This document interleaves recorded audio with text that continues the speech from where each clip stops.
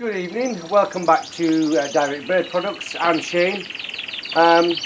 Today we're back in my shed talking about obviously my progress and Mark's as part of Evans and Ponting partnership.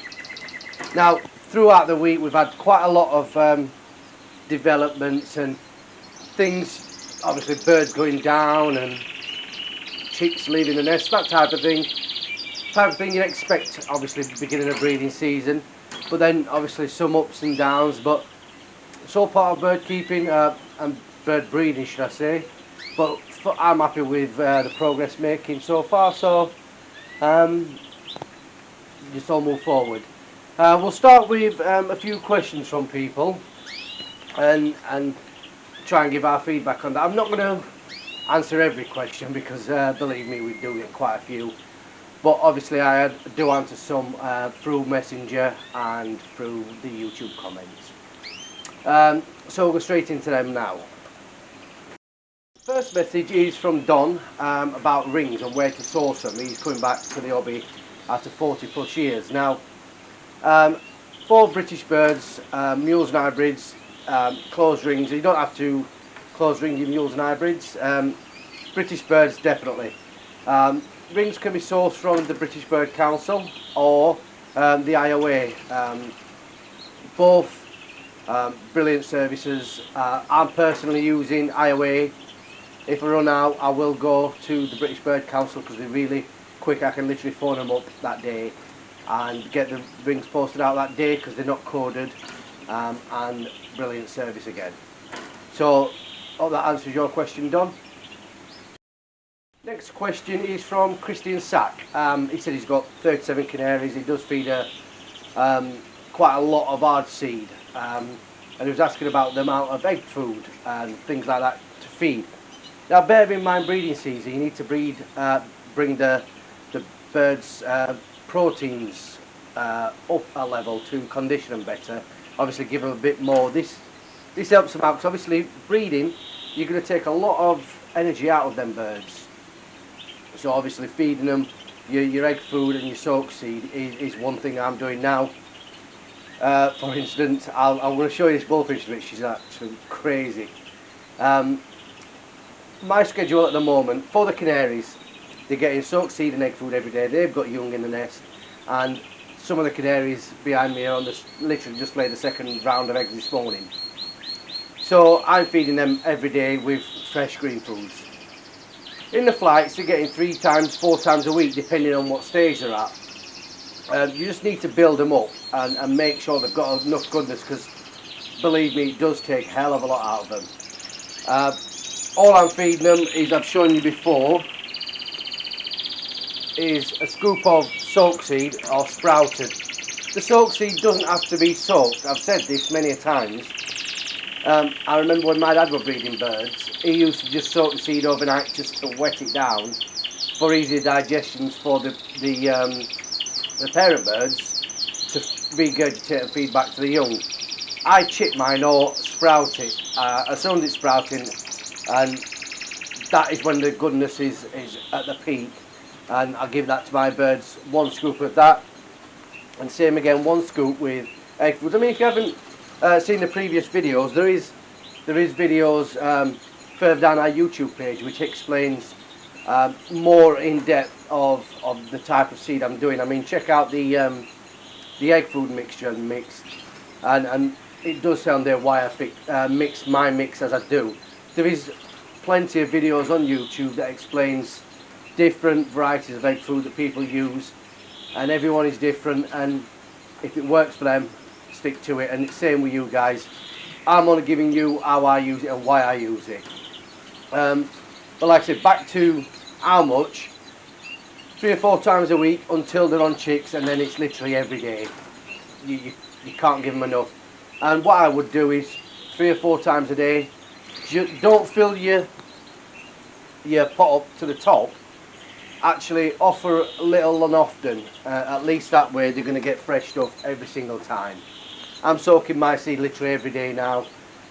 We go through quite a lot of it, but at the end of the day, to get your birds where you want them, you've got to put the time and effort into it, as well as the money. There's no point in trying to skim if you're trying to actually breed decent birds. You need them to be in peak condition for breeding. There's just no two ways about it. Same with vitamins and minerals. They're all getting a multivit, Avigold, stuff like that, 3 times a week. Once a month, S76. Pretty much that's the routine I'm going through at the moment. Right, we'll move on to some of the birds now. I mean, I could literally spend all day answering everyone's questions, but like I said, I do answer a lot of them on the messenger and through the comments. But if you do have a question and want me to read it out, just put it in the comments or send me a message, and I will do my utmost to get that answered for you as good as possible. There is just one. I have been asked about this. I mean, they are a funny type of nest pan. Now, these are very strong. These, I mean, you can't bend them. These would be ideal for your bullfinches, and I have been asked what birds would you use these for. Bullfinches, any hardbills really, I mean even bigger canaries because they're really deep. But what I have done with mine, I mean, I've not started using them yet because obviously we not long sourced them. But throughout the time, I am going to probably introduce these to such as the bullfinches and the greenfinches. But as it is now, I've got all my nest sites in that I'm happy with. If I'd have had these sooner, I would have done. I have shown a video what I did with these natural grass liners for the greenfinches with the wire hanger. But these work even better because they hold them in better and they're more stable.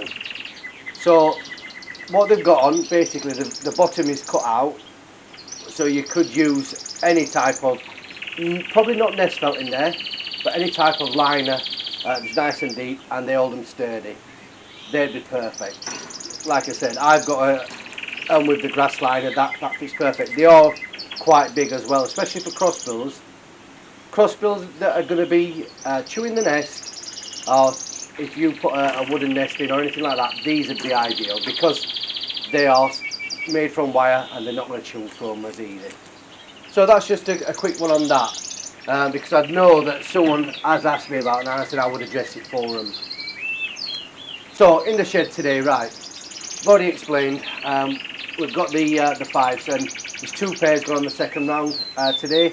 I will take some pictures of and shots of the canaries feeding the young, because it's brilliant to see when I'm watching other people's videos. There's nothing better than seeing the parents feeding the chicks. Also, we've got the Norwich down here, laid this morning. Developments with the greenfinches now. The weather's been really weird. I mean, as you all know, that Sunday 17 degrees. I even got a suntan from went out fishing for the day, came back sunburnt. Really lovely day. Monday we had bloody snow. Who would have thought the contrast would be that different in 12 hours even. So what I think happens is that does knock the birds slightly. And greenfinches, I had a greenfinch that came off her eggs, so I've transferred them to an egg donor type thing, just to see how she gets on, and if they're clear, they clear. It makes no odds. That's the ups and downs of birds. She's okay. She's fighting fit again now. It's just, I think the weather just sort of knocked her.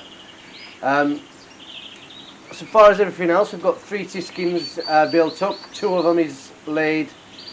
One laid an egg this morning, and the other buggers. So this is where it gets testing. Now, one of my siskins never knew she'd laid an egg because I didn't check. She never built a nest, so I presumed she didn't lay. Anyway, I came in one morning, she was sat in the nest. Bearing in mind this is 6:30 in the morning. I found 2 eggs in there. I thought, right, she's got no nest built, I will leave her. Anyway, so went off to work.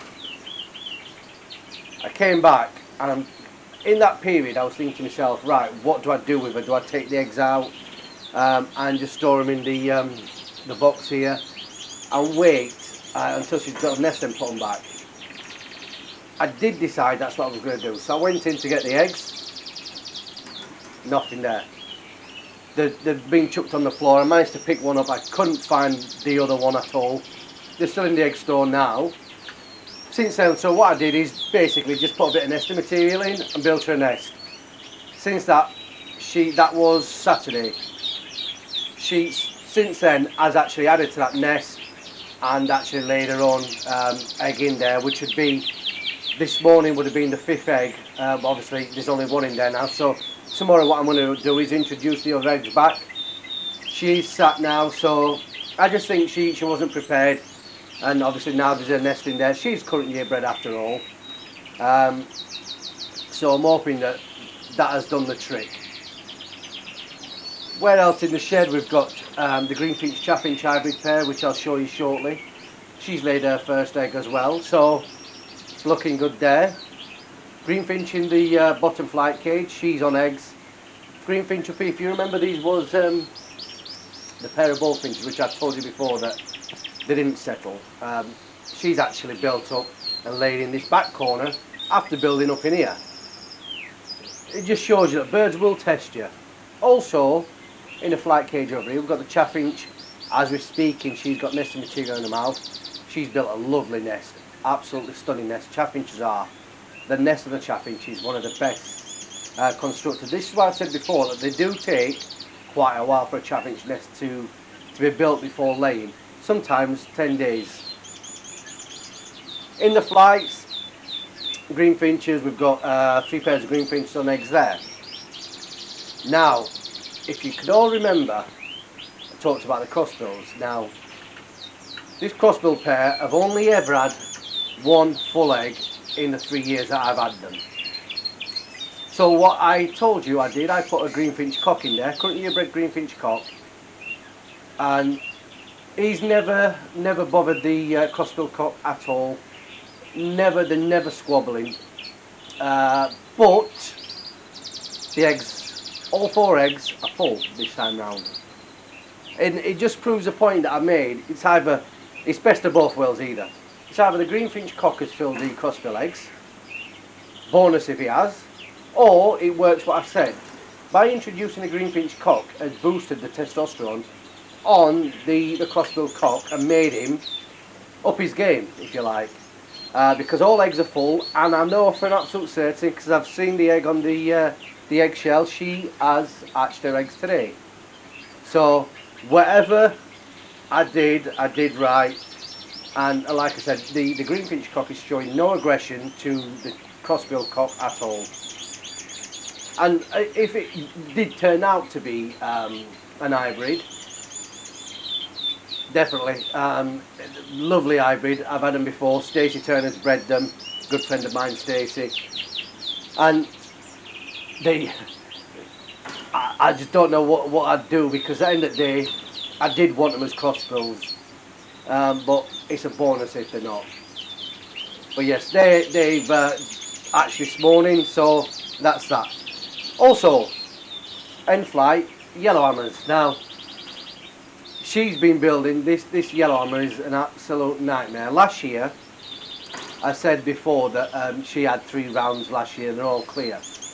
Now, she's building again, and she's doing exactly the same as last year. As soon as she starts to build her first nest, she starts to look a bit soft, a bit sick if you like. She did exactly the same last year. I think what it is, I think the yellowhammer cock is chasing around, wants too much. Chances are I'm going to probably take him out and give her a couple of days rest before reintroducing him. Brambles, I'll show you them. They're in the flight cage here now, all ready to go. The other pair of brambles are in the other flight. They're all ready to go. Bullfinches. Both pairs of bullfinches are building. Both not in the bloody nest pans like they should be. They're both building natural nests. It's comical because the British pair, the native pair, I stood for an hour last night watching this hen. She is the craziest girl that there is. She picks pieces. Building a natural nest, they need some stability. So what I do is offer thin pieces of twigs, like root type sizes, really quite fine twigs, for them to build a stable nest. Then they'll line it with a coconut fibre. But she was picking bits up that was ridiculous. So I had to keep breaking them up. But she's still trying to take branches from the conifer to build it. Many times she kept picking it up and dropping it. So I will show you that shortly. Excuse me. But they are comical. Same with the northern bullfinches. Seems to be that they doing the same thing. I don't mind either way. They're good to look at. I mean, I came in after work yesterday, fed them all for the final time, and just literally stood watching them, and it does you a world of good mentally just to sit back and enjoy them, if you like, and you learn something every time. This is the pair of brambles in the flight cage. We've got a nest site either side on the back for these. They seem to have settled in all right. Just hard seed 2 times a week, and the rest of the time they'll be getting soaked seed mix with fresh mealworms daily.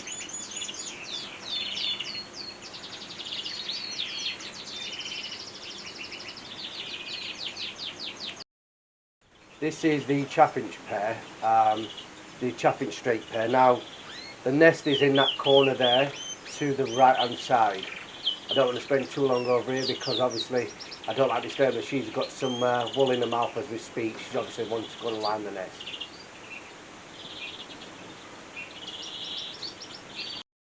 On April's Fools, late at night, ready to go to bed, I've got a comment. Basically, someone had put on there about bobbing eggs that it bobbed these canaries in hot boiling water and he killed them all. Now, reading this before I went to bed, I wasn't happy at all. And he said I'd give wrong information, blah blah blah. And I thought, is someone really that silly to put live birds in boiling water? Anyway, so my wife commented and said something, and he said April Fools, which she told me straight away, but I weren't having none of it. I said nah. But yeah, nice one. Anyway, thanks for watching. It was quite an airy moment. I'm thinking, why would anyone do that? But luckily, it turned out it was a joke. So all ends well, really, in that respect. Right, what I'm going to do now is, like I explained about the bullfinches, just for the purpose of this, because she is an absolute nightmare. I've broken some more. This is just bits of fine twigs. I've broken down because she is an absolute nightmare. Give her something 12 inches long, she will still try and bloody build a nest with it. So what I'm going to do is I'll put these in, and you'll probably see where she's building, and I know where she's building, but let's see if we can catch it on camera and let you see what a crazy lady she is. Absolutely, straight away picks the biggest one up in there.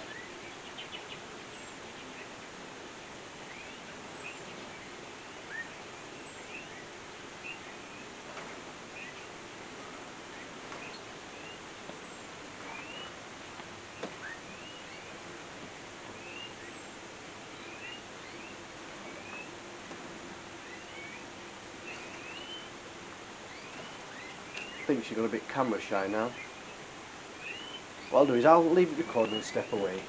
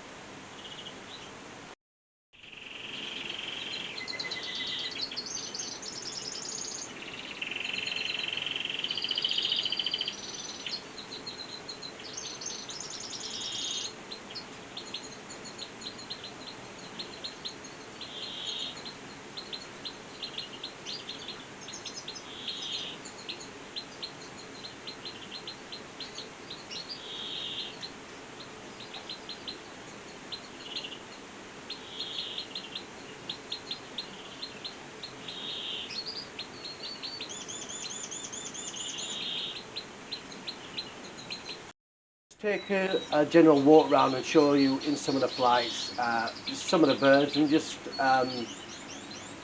see what they're doing. I mean, every bird in here is not at the same stage. They're all not ready together at once. Got greenfinches over here, not even attempting anything. Majority of them are building nests and moving forward, but you do get the odd one that are slower than others. So don't be discouraged if your birds are not even starting to nest yet. I mean, it's just patience, that's all you need. Just have a look at them and I'll get back to you shortly. This is into the crossbill fly, and that's the eggshell there. She's up there on the nest.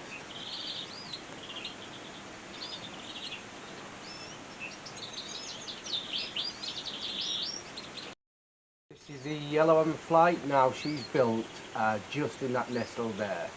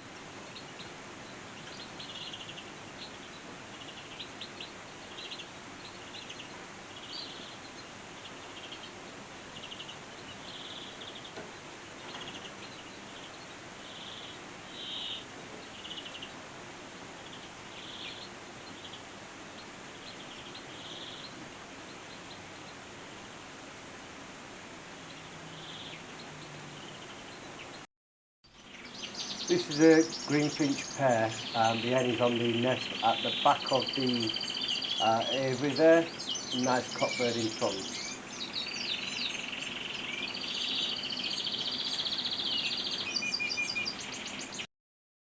This is the siskin again, obviously just showing you the outside of it. Obviously I've got it just with the wire external nests inside, with a bit of cover on the front.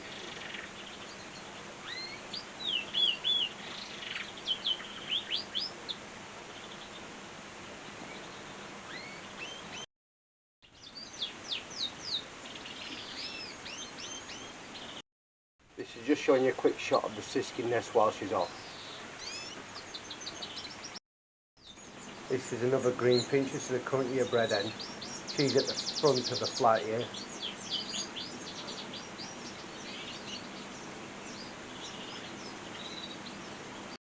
This is another pair of greenfinches, cage 12. She's laid this morning in there. Just shows they all like different areas for nesting, which they become familiar to, and they've got different options throughout the year to change if you didn't like them. This is cage number 2. This is the nest with the oldest chicks in. They've in and out of the nest, they've left the nest, they've been up and down on the perches, but I've still left the nest in the bottom corner just so they can go back and roost in there at night time. The hen in this cage is sat, as you can see. She's on the first egg, took the egg out this morning in the storage cupboard. She's got a dummy egg underneath her and ready for round 2 with that one.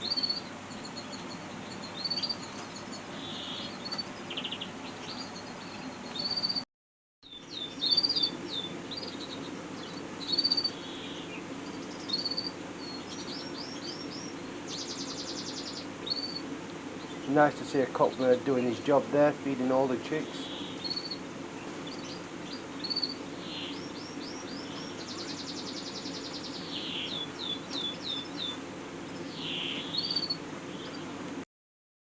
You see this hen getting ready for her second round. She's got the nest on the floor and she's just obviously getting the second nest ready to go down with the second round.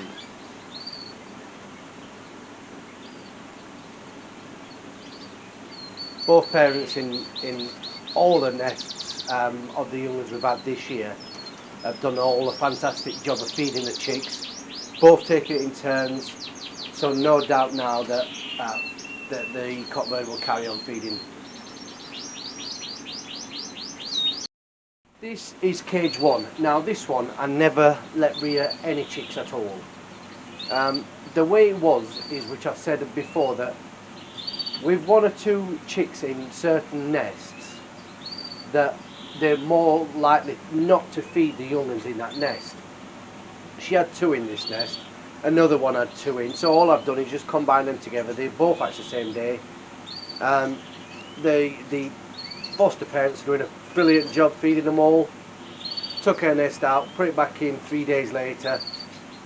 Fresh nest material, she's back on eggs again. I did exactly the same with another pair, which I'll show you shortly, just for exactly the same reason. There's no point in letting an hen just feed 2 or 3 birds unless you know that she's quite a poor feeder. But me knowing these birds as I do, I know that they will feed the younglings. They'll feed 5 in a nest. Not that I'd let them, I would split and make them do 4 and put the other one into another nest at the same age. But same goes, I just want to split the nest up, and it's not to breed more, it's actually to get the most out of them. And like I said, that 3 or 4 in a nest, they will do a better job than 1 or 2.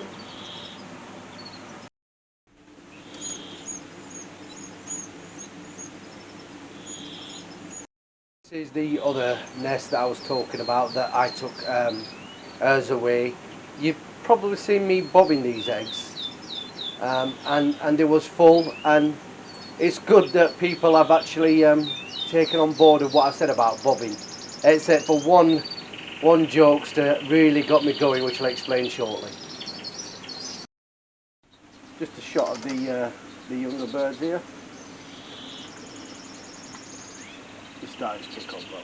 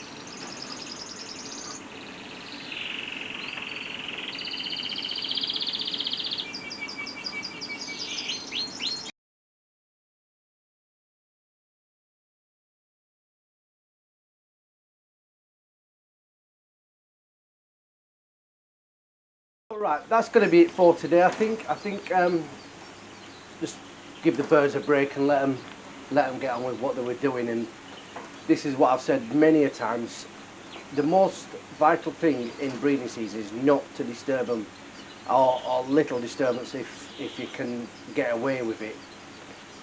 This is why I don't take the eggs out in the flights. I just don't fancy disturbing them. Let them get on with their own thing. And obviously the more time I spend in here walking up and down and disturbing them, putting the camera in their faces, they don't really like it. So that's going to be it for today. Like I said, all the birds are moving forward. There's going to be a few pictures of Mark's crossbills. Done a fantastic job with them, and he's got green pinks on eggs also, so something to look forward to when he starts getting more of the chicks, and obviously the blackbirds and softbills that he's got. Be quite interesting to see them on this channel as well, and something different for you all to look forward to. But yes, they're all feeding up down here, so that'll be it for today. I hope you have liked this, and leave a comment, any suggestion videos for the future. I mean, now lockdown is starting to lift, we can probably start and do a lot more. But if you haven't already, like and subscribe, and enjoy the rest of your weekend. And thanks for watching. Take care.